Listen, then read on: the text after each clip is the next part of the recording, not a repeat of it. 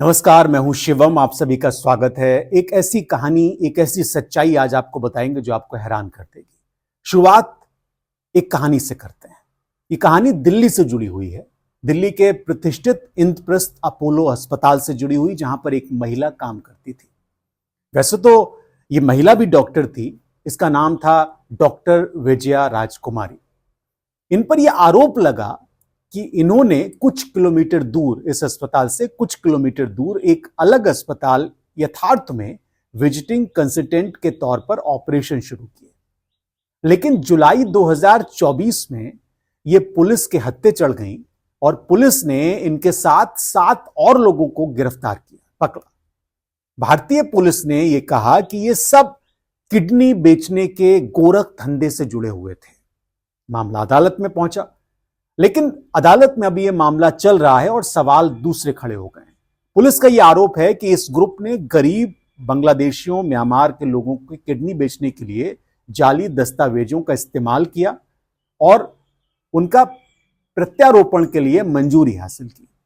तो आज हम किडनी के इस गोरख धंधे को डिकोड करेंगे, किडनी के इस कारोबार को डिकोड करेंगे। भारत लंबे समय से चिकित्सा पर्यटन का केंद्र रहा है।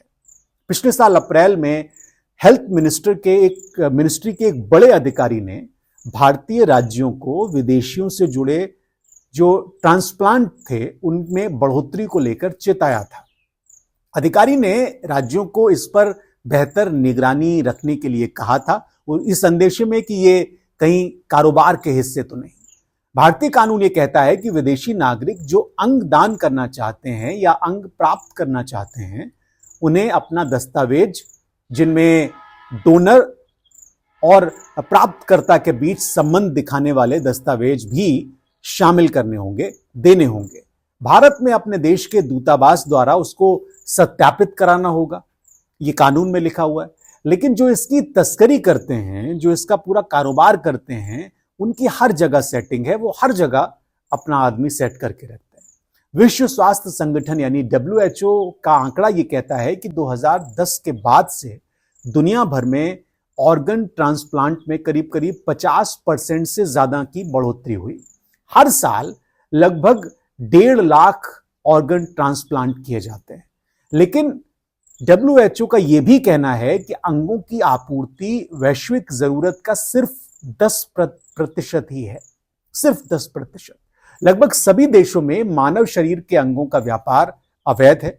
2007 में WHO ने यह अनुमान लगाया था कि जो ट्रांसप्लांट के मामले हैं, ऑर्गन ट्रांसप्लांट के मामले हैं, वो 5 से 10% ब्लैक मार्केट से आते हैं ये ऑर्गन। लेकिन ये आंकड़ा इससे भी ज्यादा हो सकता है। ये तो सिर्फ लिखित में है।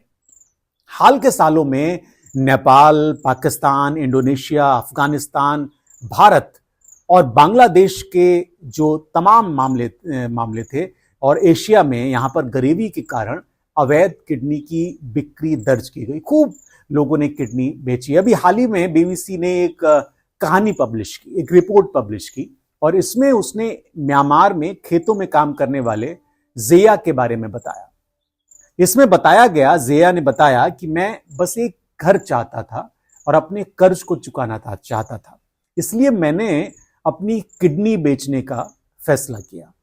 ज़िया जैसे लोगों की संख्या 1-2 नहीं है, बहुत है। म्यांमार में 2021 में सैन्य तख्ता पलट के बाद गृह युद्ध छिड़ गया था, और इसके बाद छोटे छोटे सामानों की कीमतें आसमान छू रही थी।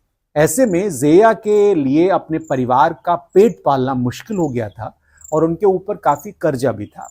ज़िया अपने परिवार के साथ एक गांव में अपनी सास के घर में रहते थे। ये गांव म्यांमार के सबसे बड़े शहर यांगोन से कुछ घंटे की दूरी पर है। इस गांव में कच्ची सड़कों के किनारे लोगों के छप्पर हैं, कच्चे मकान हैं, यहां पर लोगों के घर हैं।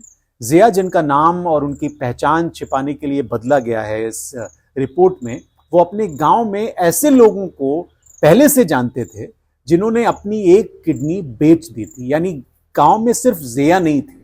ज़िया अपने इलाके के उन 8 लोगों में से एक हैं जिन्होंने BBC से बात की थी, BBC बर्मीज से बात की थी, और ये बताया था कि उन्होंने भारत आकर अपनी किडनी का सौदा किया। ऑर्गन, जो ह्यूमन ऑर्गन है, उनका अवैध व्यापार पूरे एशिया में एक बड़ी समस्या है। और जिया की कहानी ये बताती है कि ये गोरख धंधा कैसे चलता है।